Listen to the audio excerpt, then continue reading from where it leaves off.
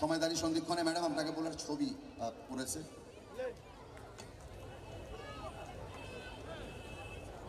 গোপালনাথ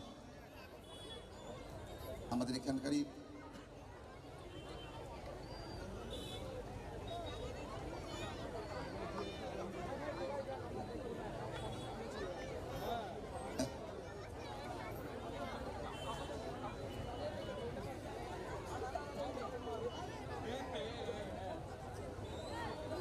আমরা এবার প্রোগ্রামে চলি।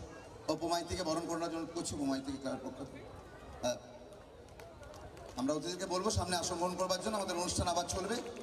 হ্যাঁ, জোরে করতালি দেবেন। বাচ্চা ছেলেটি ছবি করে নিয়ে এসছে এবং ম্যাডামের সঙ্গে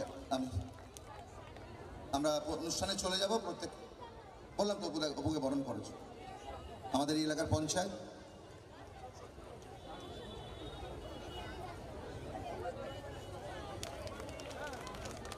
আমরা অনুষ্ঠানে ফিরে যাব।